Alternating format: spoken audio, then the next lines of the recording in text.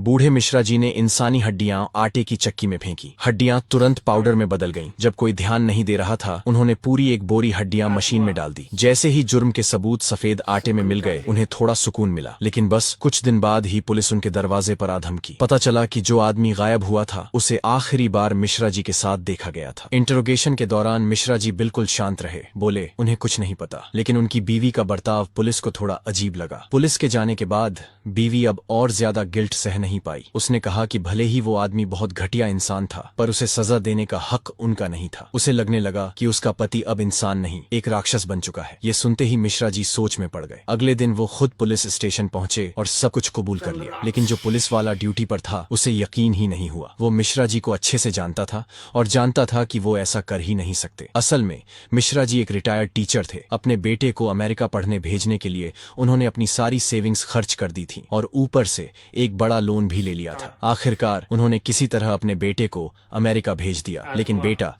अपने माँ बाप की कुर्बानी को कभी समझ ही नहीं पाया। जब भी वो लोग उससे घर पैसे भेजने को कहते, वो गुस्से में फोन काट देता। उधर उधार देने वालों का प्रेशर अलग। बूढ़ा जोड़ा हर वक्त टेंशन में जी रहा था। एक दिन राज फिर से पैसे लेने आ गया। मिश्रा जी ने उसे ब्याज के पैसे तो दिए, लेकिन वो बहुत कम थे। राज ने कुछ नहीं कहा, बस एक औरत को खींचते हुए बेडरूम में ले गया। फिर अंदर से अजीब अजीब आवाजें आने लगीं। लेकिन मिश्रा जी और उनकी बीवी कुछ नहीं कर सके। जब राज चला गया तो देखा बेडरूम पूरी तरह से तहस नहस हो चुका था। मिश्रा जी अब और नहीं सह पाए और बेटे को फोन किया। लेकिन बेटे ने सिर्फ 5,000 युआन भेजने को कहा। अगले दिन मिश्रा जी बैंक से पैसे निकालने गए, लेकिन जैसे ही बाहर निकले, राज फिर से मिल गया। उसने मिश्रा जी की जेब से सारे पैसे छीन ली। जाते जाते राज ने जानबूझकर लड़ाई की एक्टिंग की और बोला कि उसकी कार खराब है, जरा धक्का लगा दो। इतनी मुसीबतों के बाद भी मिश्रा जी गरीब बच्चों को पढ़ाते थे। उसी दिन जब राज पैसे लेने आया, उसने एक लड़की को पढ़ते देखा। बिना वजह उसे पैसे दे दिए। मिश्रा जी को तुरंत समझ आ गया कि इसके मन में कुछ गलत है। उन्होंने पुलिस की मदद लेने की सोची। लेकिन जब पुलिस स्टेशन पहुंचे तो देखा कि राज वहीं अंदर बैठा हुआ है। लगता था पुलिस भी उसी के साथ मिली हुई है।